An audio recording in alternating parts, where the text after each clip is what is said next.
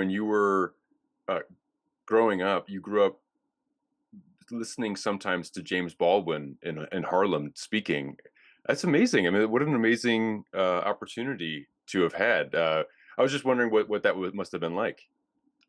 I was fortunate enough to grow up in Harlem and to be there as the civil rights movement was erupting. And I joined picket lines early. We picketed Woolworths not simply because of its policies in the South, but because Woolworths wouldn't hire black managers. I mean, we could go into them, even in Harlem, but there were restrictions on what we could do. I grew up listening to Malcolm X speak, and at the time that he began, he was just one of maybe three black men who would be literally on soapboxes, talking about racism and the effect of racism and urging us to make cause with our kin in Africa.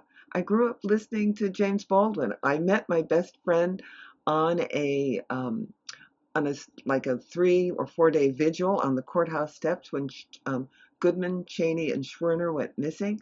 Baldwin was there. You could run into him sometimes in East Village cafes. I grew up familiar with his voice. I grew up familiar with Malcolm's voice.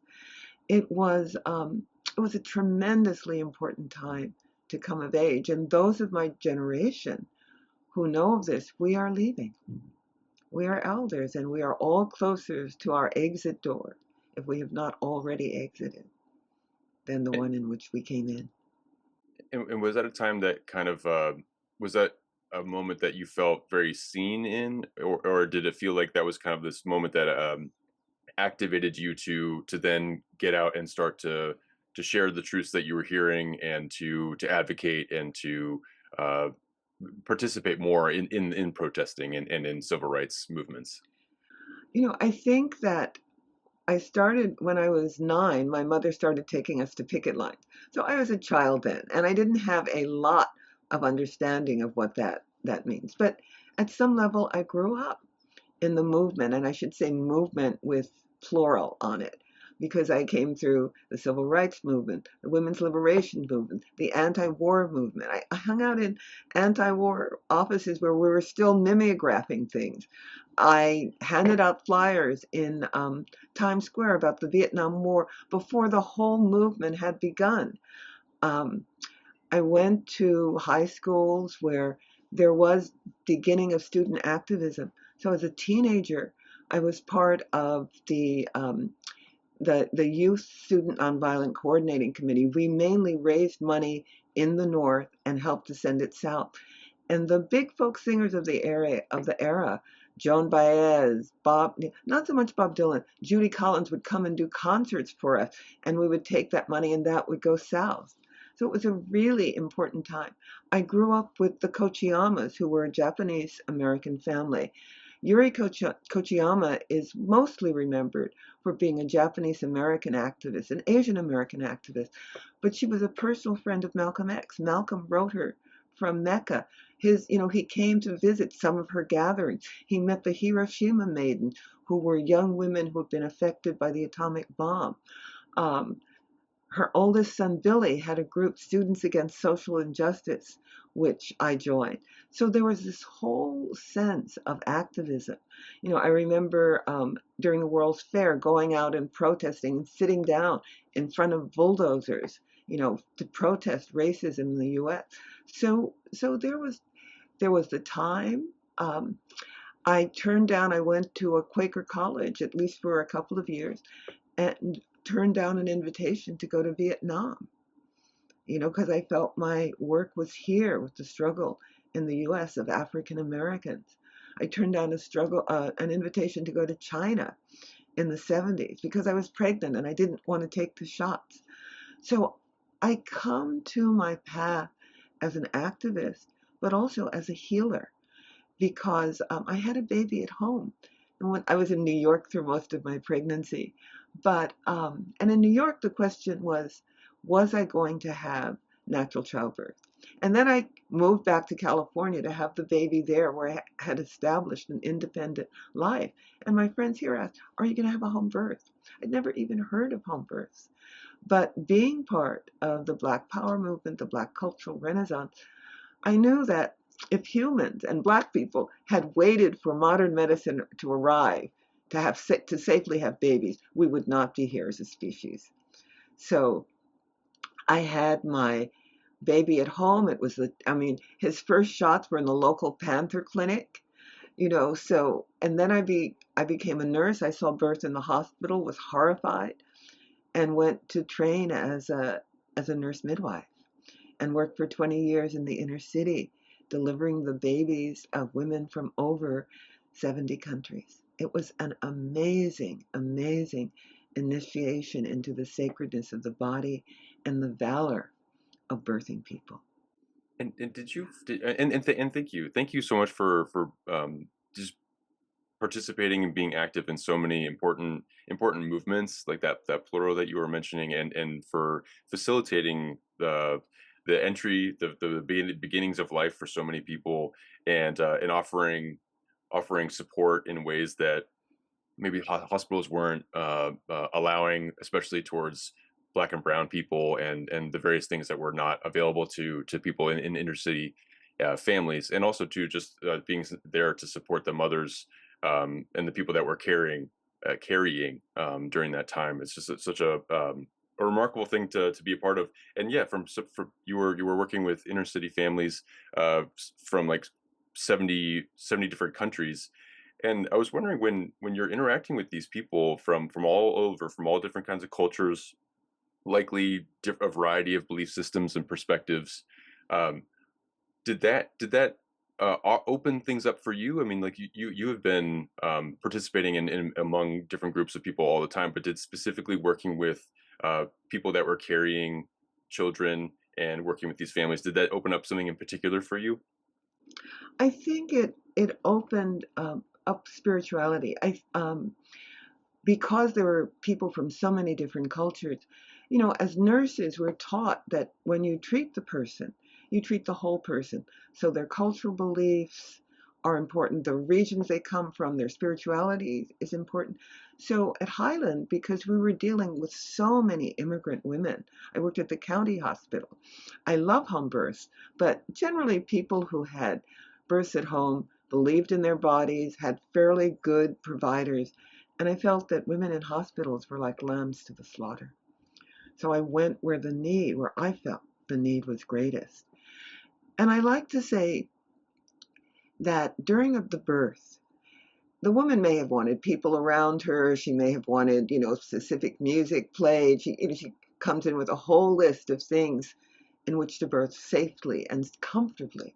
And the real story of labor is there's no comfortable way. And what I would witness again and again is the point at which the woman turned away from the outside world and turned toward the world making within her body.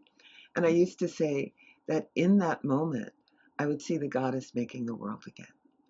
And while I never learned formal Spanish, by the end of my tenure, I could say to the Spanish speaking women that this was the most difficult, the hardest work and the most difficult that anybody in the world did. Because one of the things in midwifery, we give the power back to the birthing women. We don't claim it. We don't say it's not the medicine. Even if you took pain medicine, you suffered for this baby. You worked for this baby. So you feared for this child and for this rite of passage. So this sacrificing in the service of life. I said once I had a family doctor, a Chinese American woman, who adopted two children from China. And I remember saying to her once, everything that men do to be counted as saints, a good mother does, or a good parent does, in service to their children. And one of my issues with Buddhism the Buddhism that I learned about, because there are many, many forms of Buddhism, was that so much of what we teach in meditation is what we taught in childbirth. There, you surrender moment to moment. You watch the pain rise and fall and rise again. You suffer in the service of life. You watch this energy move through you. And I was amazed when I first encountered Buddhism, that metaphor, the metaphor of birthing, wasn't used so much in Sangha. And also that in some Buddhist traditions, some of the older, all Buddhist traditions, Buddhism emerged at a time of patriarchy and sexism in India. And it is said that by the removal of the caste and the ordination of women as nuns, that the Buddha really broke, was a revolutionary figure and really broke with his times. Now, of course, he did refuse initially the request that his foster mother, his aunt, made to become a nun. But he was very clear that no, everything that a man could do, the learnings, the practices that could be done by men, women could equally do. And he was persuaded to, um, to give his approval to the establishment of the Order of Nuns. Now, of course, he put in all these rules subordinating the nuns. And some people argue that this was less the Buddha's personal position, but rather an accommodation with the times, because women in his time in India were very restricted, although there were wealthy lay women who supported the Buddha. So that was also not unknown, wealthy and educated women. But coming back to this point, I came through those 20 years of midwife with a deep respect for the power of embodiment. You know, some people argue that labor is the prototype for the dark night of the soul and for all initiations. In initiation, you confront the fear of death. Your former identity is stripped away. You enter into a process and you don't know how long. You know, one of the most common questions was, how long till I have the baby? And I could always say, well, if you have contractions like this and your cervix keeps opening, you'll have the baby. But anything could happen. Labor might stop. You know, you might be really tired. You might ask for pain medicines. All of those things could happen. So you enter into a process, one, that you're not in control of. Two, you don't know how long it will last. And, you know, the valor of the birthing woman was so esteemed that among the Aztecs, who were a warrior culture, women who died in childbirth were buried with the full rights of a warrior. And they became goddesses or demigoddesses who accompanied the son on his journey. And so that this recognition, and actually warriors would sometimes fight to get a finger bone to be a talisman or some part of the dead woman because she was so esteemed. And one of my friends who was trained by indigenous teachers said birthing was something where the indigenous belief that she learned was that when you were in labor, the woman went to the very gates of death. And she struggled with death. She wrestled with death. If she and the child emerged alive, she had wrestled with death and won. Now think about that. Death is the power to which all life bows. And of course, the opposite is also true. Life is the power to which death yields. But imagine what it would mean if we told women that this act, which is so denigrated, so unseen, so given to modern medicine, that they had wrestled with death and won. It changed me. It was a template for much and much of my belief. And because you walk with the woman, midwife in English means with woman. In France, the term is sage-femme, wise woman. But in the process, you walk as much with that woman as you can. You breathe with her. You comfort her. You are in her energy. You know, you accept what she tells you. You know, you reflect back words of encouragement. It's so hard. Yes, it's so hard. And you tell her just a little bit more, just keep breathing, just. And it really, when I was in labor, I had my son at home. There were only like 3 contractions in which I didn't breathe. And it wasn't that the pain stopped, but when I did my breathing practices, I could tell there was a beginning, a middle, and an end to the pain. And even if it was very tiny, there was a rest period between the pains. When I didn't do my breathing, I was lost in a sea of pain. It, I could never tell the beginning or the ending because it was just overwhelming. And, when we talk about meditation, we talk about feelings arise, thoughts arise. As much as possible, come back to the sense anchor, the breath, the weight of the body, the soft gaze, or the rise and fall of sound. These are the kinds of things, take a breath, follow the breath, see how the pain is rising and falling. It enables you to be a witness to the feeling states that are arising. These are the same, you know, advice we give people in meditation. And I was aghast that so little was said about childbirth. Because in many meditation halls, well, theoretically, you would think they would be half filled with men, but often they're two-thirds female. And I'm certainly not saying that labor is the only way to establish these states or any of that. Um, and not all women want to have children, should have children. I don't believe any of that.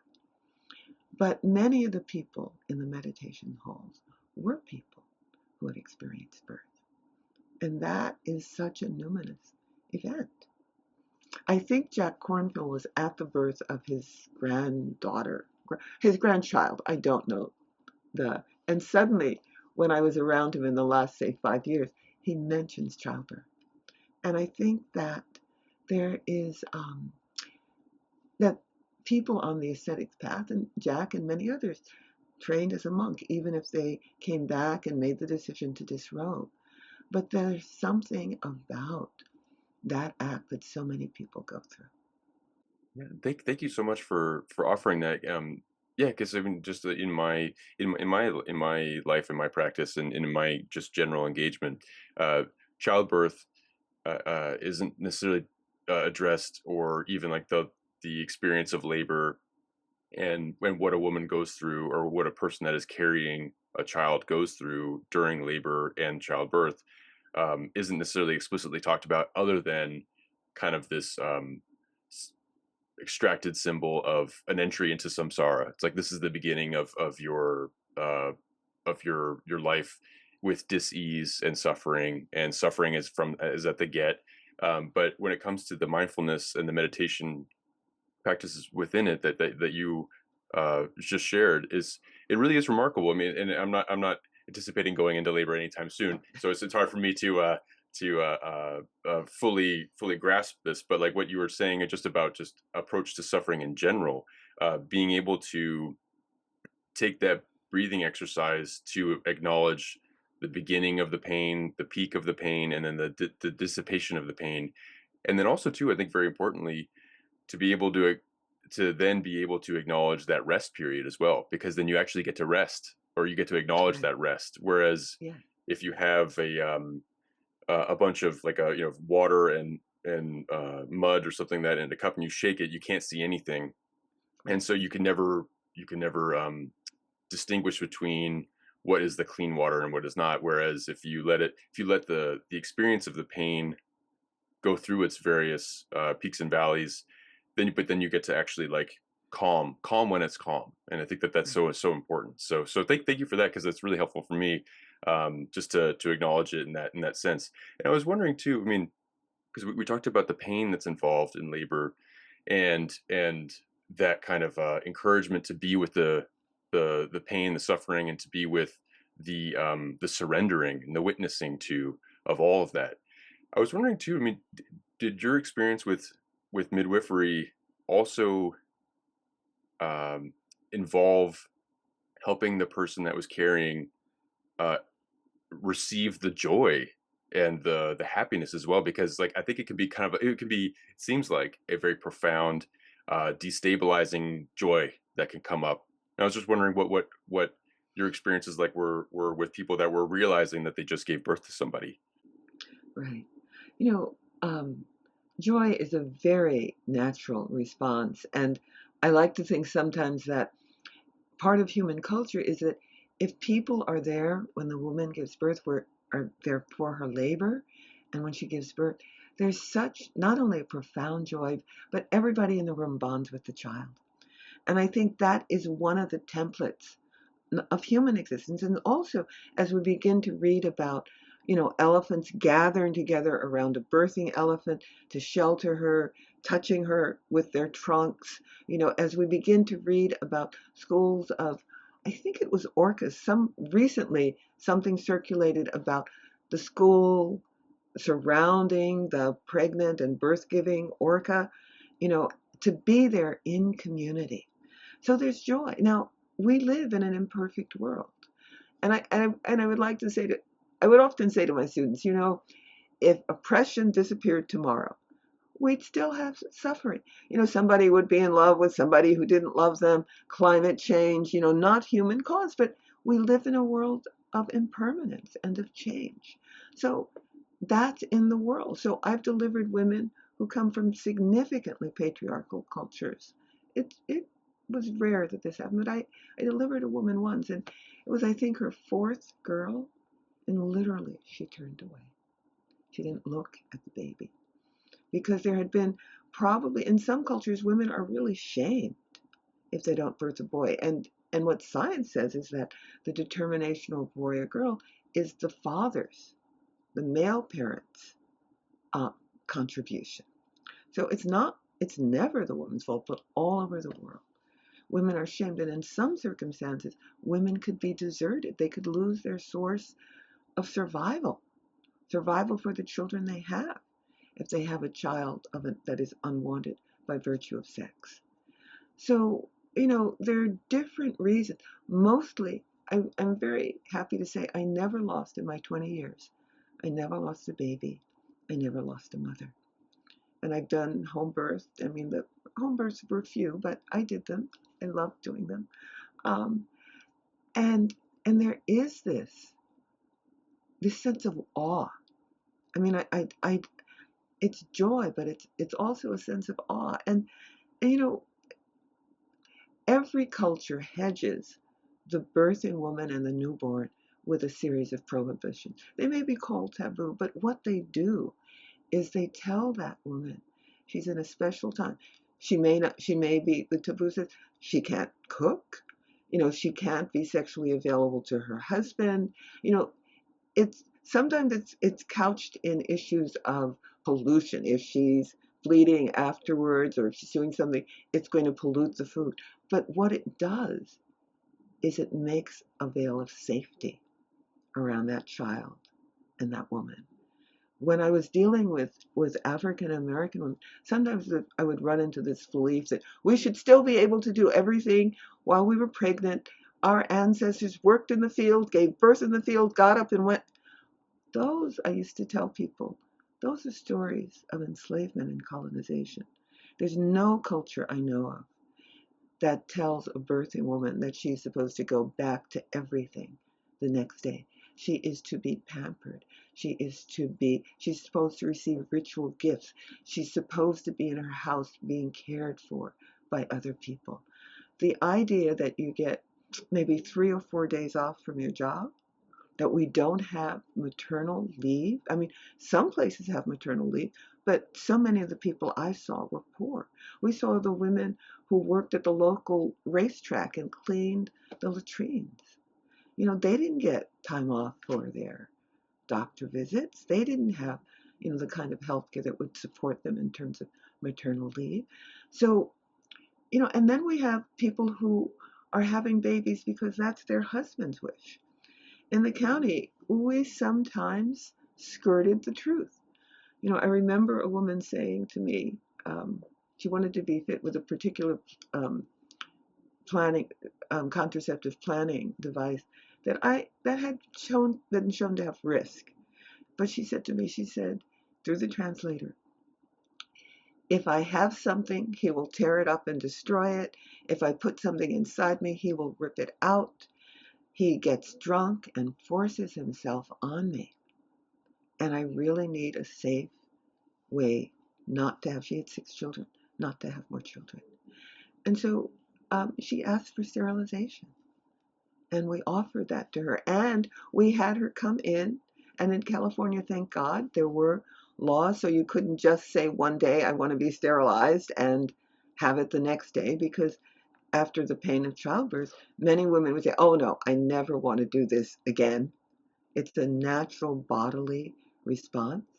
So this woman we brought in postpartum, and we told her to tell her husband that she needed surgery. There had been some problem with the birthing, and we sterilized her.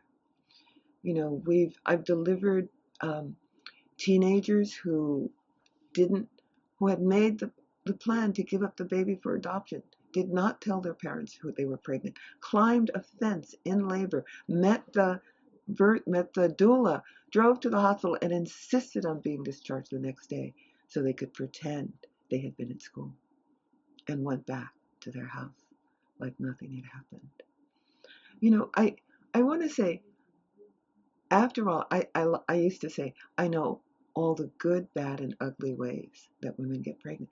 And I want to say there were so many joyful births, and even, sometimes the difficult ones. I attended a woman once. She had 6 children. They were all in Mexico. She was here. She was living with her sister's husband, who raped her. She got pregnant. She was brought to us by Catholic Charities. So she shows up in labor, and then there's a couple there. She brings a couple, a man and a woman. She says, this is the baby's father. And so, having heard the story from the Catholic Charities people, I was prepared to be very negative to this man who I considered a rapist. Um, but it turns out she had found she was not going to abort this baby. She was never going to tell. No one in her family in Mexico would ever know that she'd been raped and she'd gotten pregnant. But she had found a couple who wanted to adopt this child. And this child had gone from being the unwanted child of rape to a new gift, to a gift. And she was referring to this man. This is the baby's father. This is his mother. These are these parents. And I felt her great generosity. And of course, she was never going to call the police to report the rape, because they would take away the breadwinner for her sister's family. So the valor that, a woman who found out, she's living in LA, that the people she was staying with, her aunt and uncle, were using crack, came back to San Francisco, walked the streets with her children for 3 days with her pregnant daughter, because she did not want her children in a house with drugs, who was intermittently upstairs while her daughter was in labor, and then going downstairs because the 8-year-old is watching the 3-year-old. And so I saw again and again women struggling to do the best they could for their children. We put in a program for drug using women, and I learned that, drug using women love their babies, except the window that when they are not high, not trying to figure out how to get high, how to get the money to get high, coming down, regretting something they did in order to get high. The window of opportunity for them to love their babies is very small. But they were the women who showed up, and their first request was, I want to have a sonogram. I want to know that everything's all right with my baby, because they knew they had engaged in activities. I was there at Highland when crack cocaine came into the community. And sometimes I felt my job was to put my hand on the belly of the pregnant drug-using woman and bless the baby. Because almost every woman looks down, feels her belly, feels that sense of sweetness and joy and, protective nature, and touches her belly. And I felt sometimes that was part of my job, because regardless of what the therapy, some people were saying that we were going to have this generation of predators. I knew that some of these babies would be saved by spirit. Some of these babies would find their other mothers and other fathers and other parents to love and care for them. I think that Simone Biles is the daughter of a drug-using mother. And look at her. adopted by her grandparents. We can't ever condemn anyone because of the circumstances of their birth. We do not know. And it's one of the things that I've come to understand, that there's a slight difference in how the Hindu religion talked about karma and how Buddhism talked about karma. In some strains of Hinduism, and don't I don't want to malign the whole religion, and there are many strains and they do differ. But the caste system, if you are born in the lowest caste, which is even outside of caste, the Dalit people are the lowest.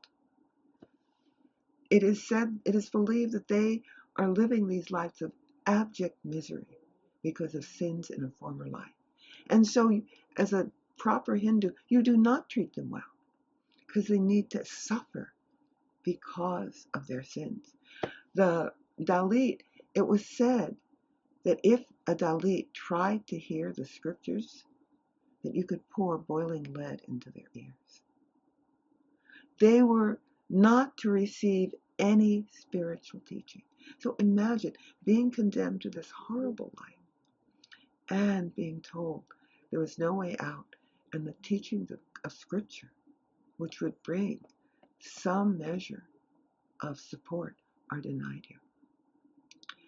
And then in Buddhism, the discussion of karma is somewhat different. Now, I don't know if some of the teachings, say from Thich Nhat Hanh and from other writers, are more recent interpretations, but the Buddha himself rejected the idea of karma to punish a whole caste of people. He abolished caste restrictions.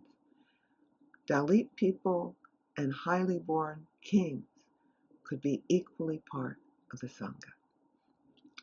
And the readings that I've done in more recent times about karma, say, Thich Nhat Hanh said, you have the karma, you said something horrible, you did something horrible.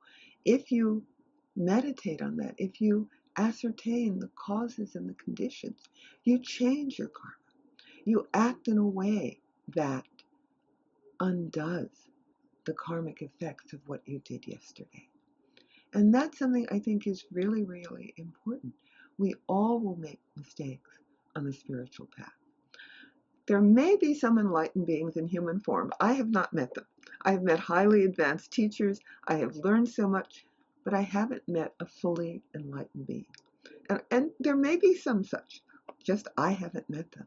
So for me, it's important to see our karma as relative and not try to put karma on a whole bunch of people, or lock them into a sense of punishment, and to not see, I don't, there actually are women who give birth without pain. I've talked to one, I've not attended one, I've talked to one who said she didn't even realize she was in labor. She almost had the baby on the toilet, which women worry about much more than actually happens. It's very rare that it happened, you know. But she said it wasn't much worse than a small menstrual cramp. Most women do give birth in pain, and as a species, as humans, we make meaning of our pain. Almost all initiation rites have pain, involve the fear of death, and again in that way. And you come out transformed. You come out with new knowledge. You come out with a new understanding of who you are. I was once part of a team of midwives who attended a woman who had a 60-hour labor. I haven't ever met anybody who had, and I mean, we make a difference in the midwifery field of what we call active labor and pre-labor, and both can be painful. But this woman started active labor every 3 minutes, and it was 48 hours before she went in the hospital. And then she was on drugs to stimulate it was another 12 hours before she consented to a section. And what I know about that woman is that she knows something about the endurance, what her body can endure. She knows something about what it is to sacrifice that very few of us get to know. She had to experience the fear of death many, many times in that labor. not knowing what was going to happen. And so, again, this valor, this looking at looking out of the world as a new person. The teenager I mentioned who jumped over the fence, climbed a fence at night, you know, gave birth and came back pretending that nothing had happened. I told her, I saw her postpartum, I said, anything you want to do in this life, you can do. If you were able to do that, this is what you do. So, in Buddhism, we talk about, a noble eightfold path. We talk about the wisdom paths. We talk about the ethical paths. We talk about all this. Concentration. Concentration is not just in meditation. It is enduring the pains of birth. And even when women ask for painkillers, there are certain times when it's too early. I remember once being a doula for a woman, and I had visited her at her doctor's office a day before she went in the hospital. First, he told her she was not going to have the baby in 2 weeks for another 2 weeks. Secondly, he said, when you get there, just ask for something for pain. I've written orders. Well, when we got to the hospital, his orders were pain medicine at 3 centimeters. It took her 12 hours to get to.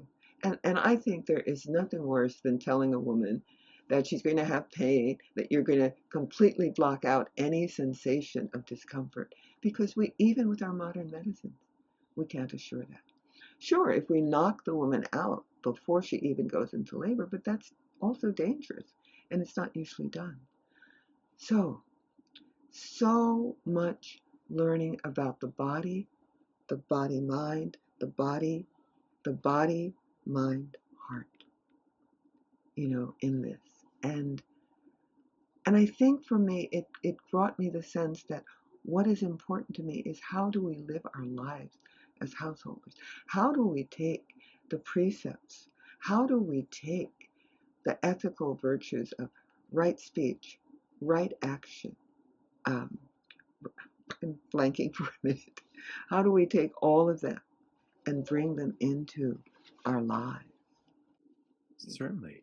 And thank you for sharing that, because like I think that one thing that that came up for me is that when you talk about everyone's capacity to be able to, if you could, you endure all of these things, could you apply your concentration to endurance and enduring your body, on that specific element of the childbirth experience, but also too what you were talking about as far as like karma as well, in tandem with this concentration element.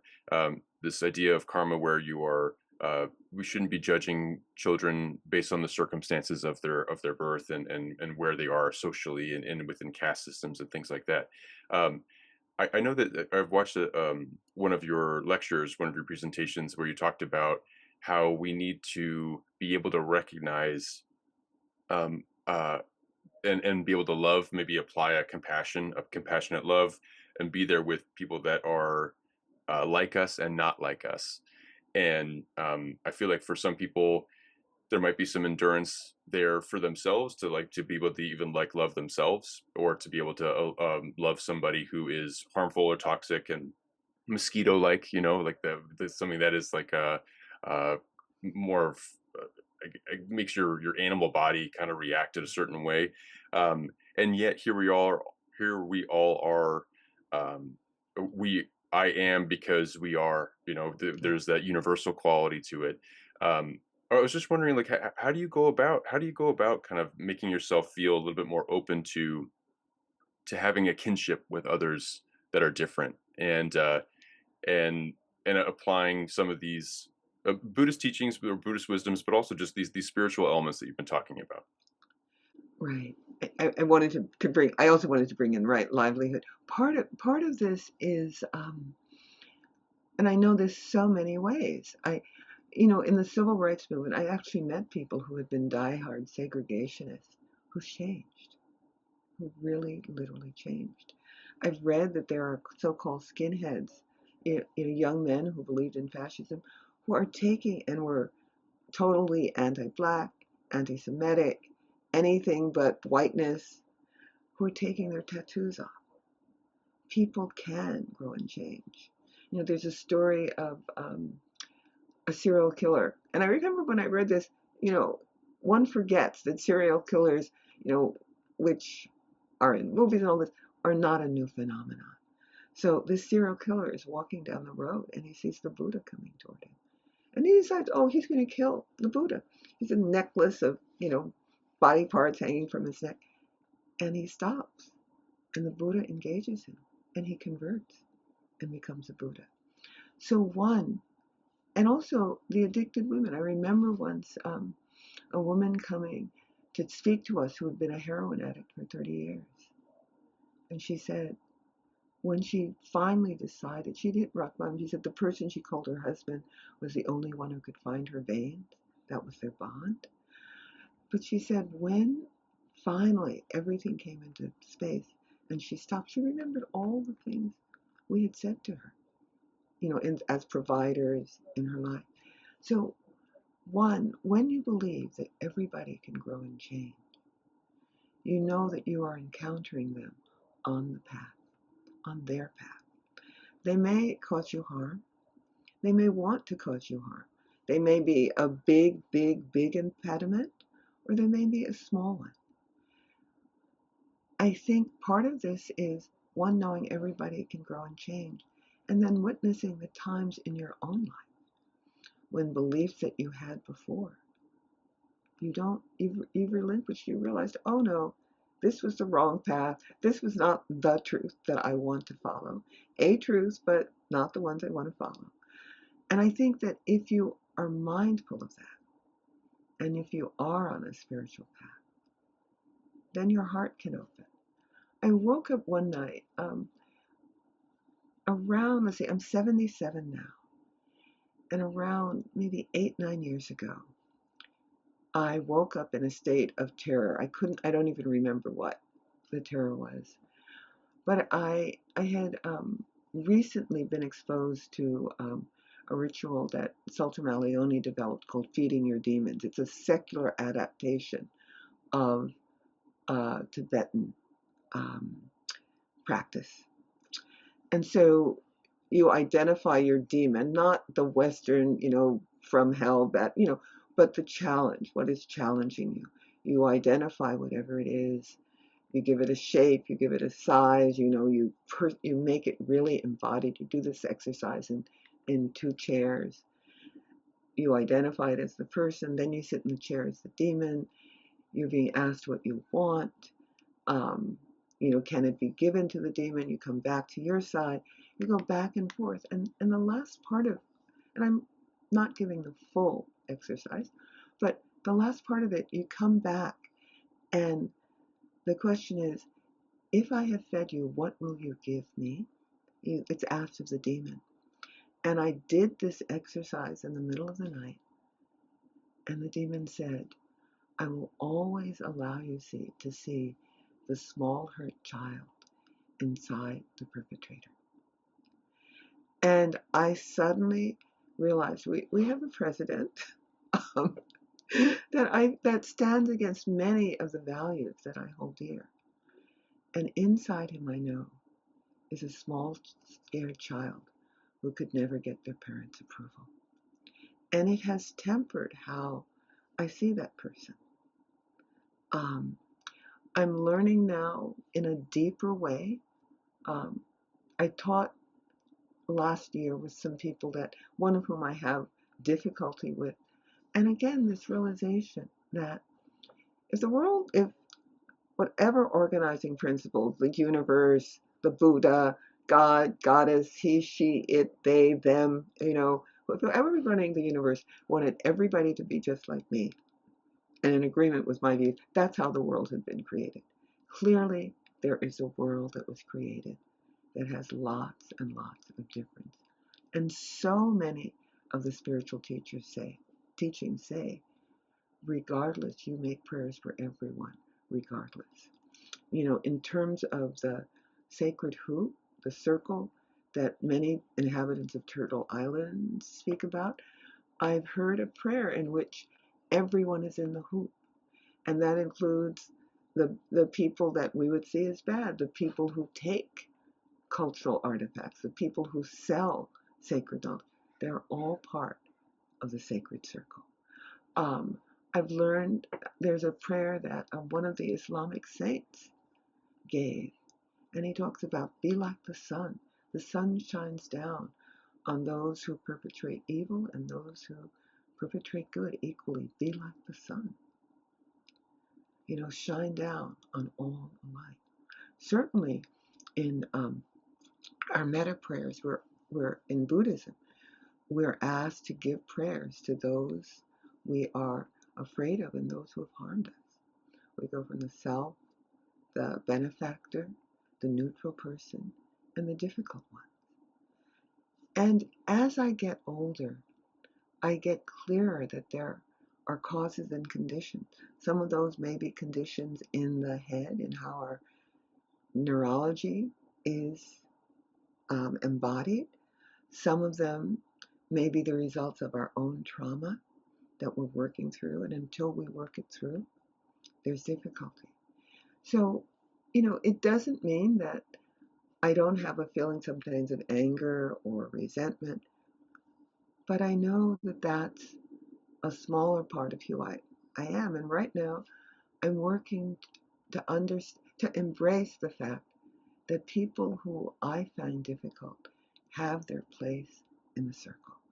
And I think the one thing I will say that I don't share often is in my 20s, I lived in a commune in the Santa Cruz Mountains, and one of our members died, a member that I dearly loved. And um, we buried him on the land. We had a night where we told stories, and there was drumming, and there was ritual, and I just cried and cried, but we listened to the stories.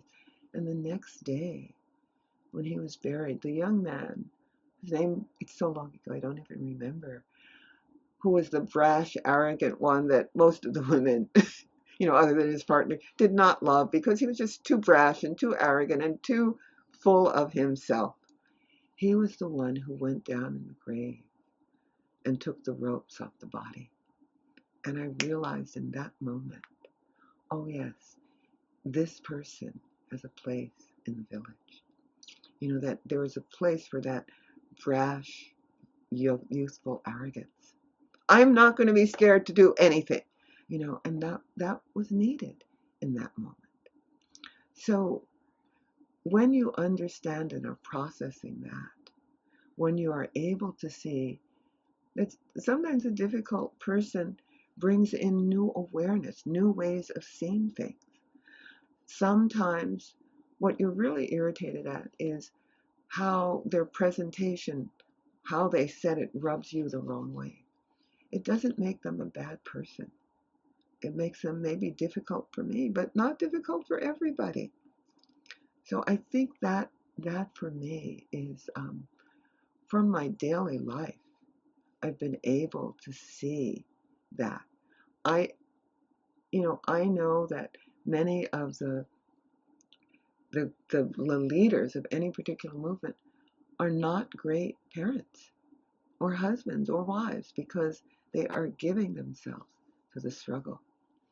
I remember once being at a gathering and talking about that in some traditions the Buddha on the night that his son is born stands at the doorway and doesn't even cross the threshold to say goodbye because he knew he couldn't do that and leave. And yet, and that has always troubled me.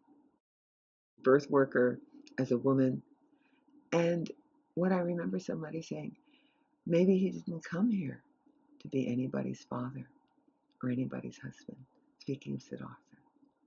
And so I'm working a lot nowadays with the fact that when we put our faith in leaders, we often want them to be the perfect person that we are not able to be in our own lives. And so when they fall, because inevitably somewhere their feet of clay are exposed, somewhere, sometime, then we get very angry and we want to reject them. They always had feet of clay. They always were human. When they sit in the teaching seat, sometimes they can deliver beautifully, but we should honor the teachings that come through them. We should hold them accountable if they cause harm from that teaching seat. But we should also accept that everybody that we honor has their places where they fail or fall. Thank you for that. I mean, it's a very uh, well said uh, message, and I'm just receiving it, so I'm just kind of taking processing it. But it's a beautiful thing to remember, and we I think that there is, especially when it comes to like more public figures, leaders in communities, leaders in nations and countries and things like that. They're so big and they embody the values that are projected from the population onto them, and then they mirror those values back through policy, hopefully, and through various things. And then, but they are an individual, and they have their own personal stories to work out. They have their own families, maybe to be amongst, and you know, you can have some of the best values possible, whatever those are, but you know you are still a human being, and you can still slip and fall, and you can still do things that make you a person of this world. And so that is a very tough seat to be in. You know, that's a very hard thing to Yeah, be in, where you're a leader, you're the embodiment of what people aspire to, and so there's a lot of pressure, and that pressure can expose something, or it can just the eventuality of being a human being. You're going to make a mistake at some point. So I appreciate you uh, helping me recognize and remember that you know there are people that are in those positions, that they're human beings, and maybe even the very fact of their own mistakes and issues in their personal lives are the things that make them very clear about things for others, and have those values.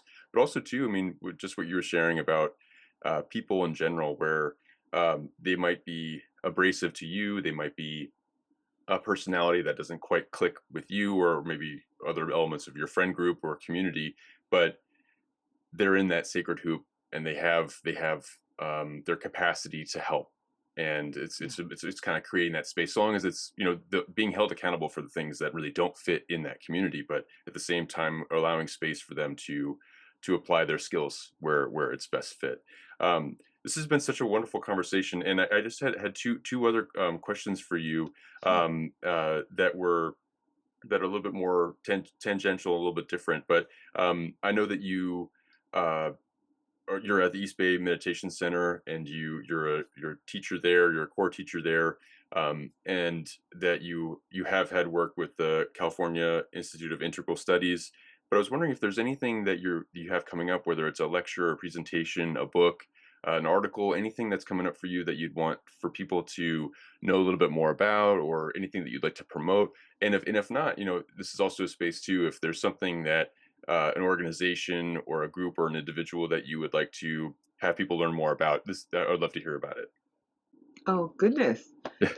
there are so many things to think about. So one thing that I do want to plug is we're going to have um, three of us who teach Vimalasara, Mason John, Aleta, Toure, and I host something for descendants of the African diaspora every first Sunday online at East Bay Meditation Center. So if you go to the East Bay Meditation Center website, you'll see that. And we are hosting, for the second year, an in-person retreat at Damadina. And one of the beautiful things about Damadina, which was founded in support of marginalized community, brought in a lot of queer people. Um, it's a Dana-based retreat, so you can go there to retreat and you give what you can offer. So February 3rd, I think it's no, the 5th to 8th, it's the weekend in which it's the first weekend, I think, in February. And I think we start on Thursday. We're going to have our second annual in-person retreat. And so we're really, really excited about that. Wonderful. So there's that.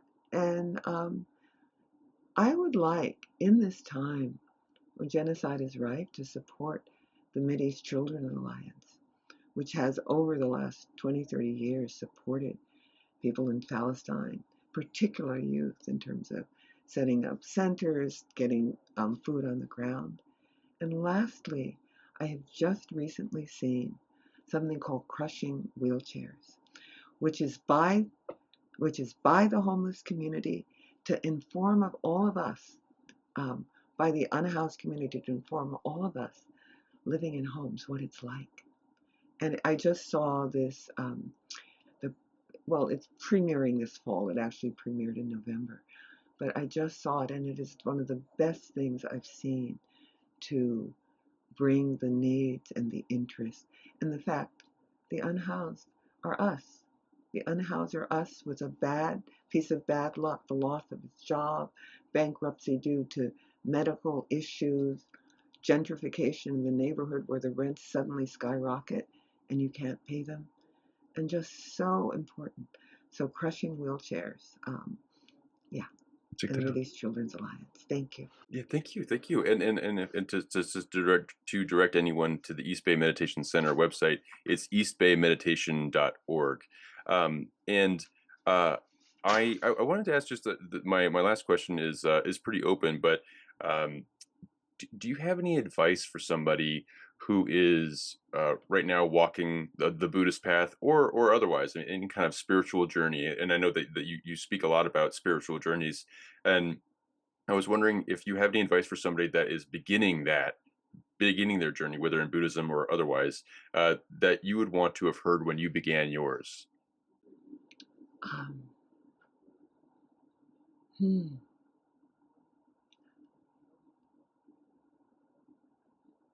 Open to trustworthy teachers and know that if you're truly on the path, even the teachings of people who will later be discredited will help you on the journey. I mean, for me, I my teachings come from embodiment, and I have also made mistakes. So, um, you know, be steadfast. Just be steadfast. I was the little girl who found not even so much the feminist fairy tales, although they were feminist, in which it was the girl who puts on her 7 league boots and goes to rescue, the boy, but the ones who always did service, the ones who fall down the hill, encounter Mother Hulda and clean up the place and help her, and then she sends them back, and diamonds fall out of her mouth or stuff. But wisdom, I always, from this time as a child, I always prayed for wisdom. And I only realized how unusual that is, but that was always one of my core values. And also to know that what you intend bears fruit. So to be careful of your intent. What you intend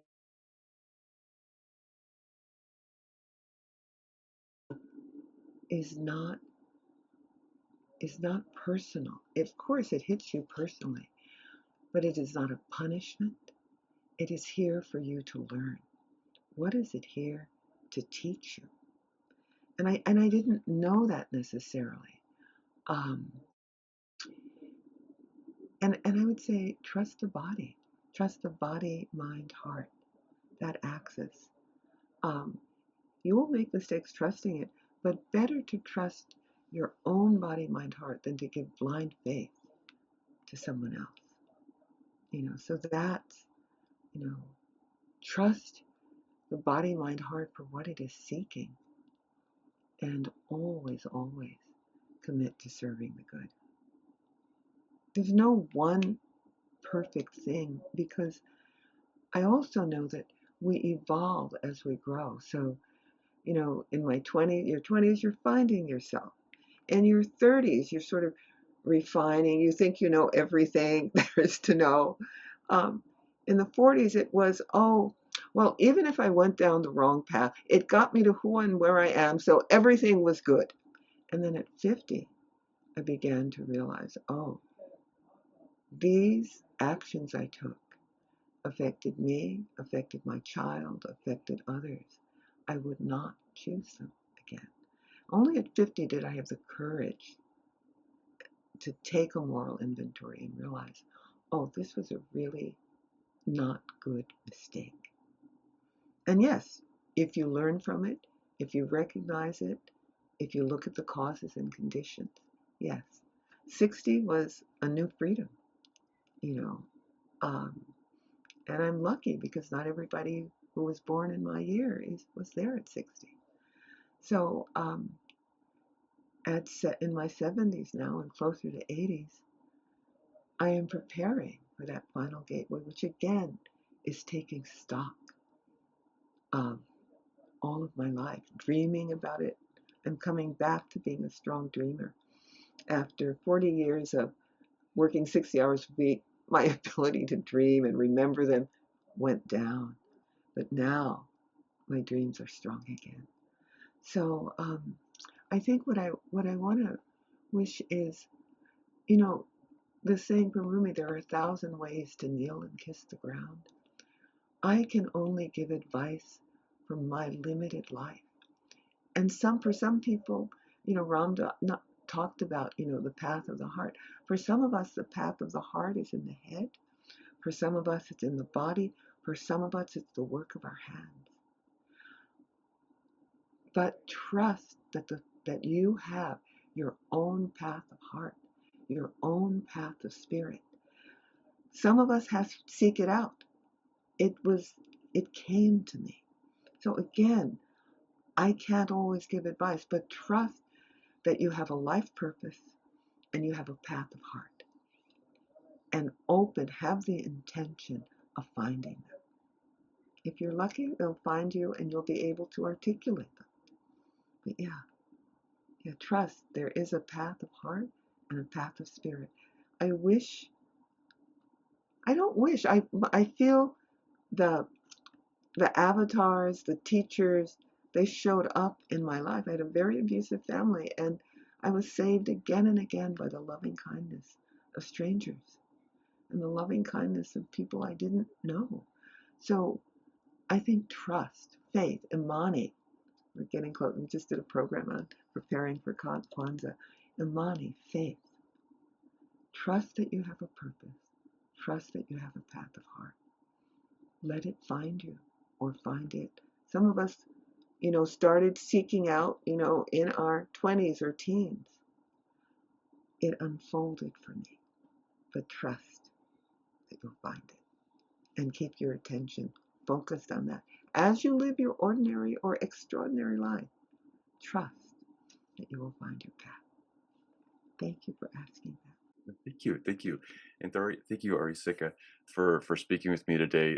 This is such a beautiful conversation. I appreciate your openness for sharing your life's elements of your life story, and just for this encouragement. It's a very powerful wisdom and teaching that you're sharing, especially with your advice.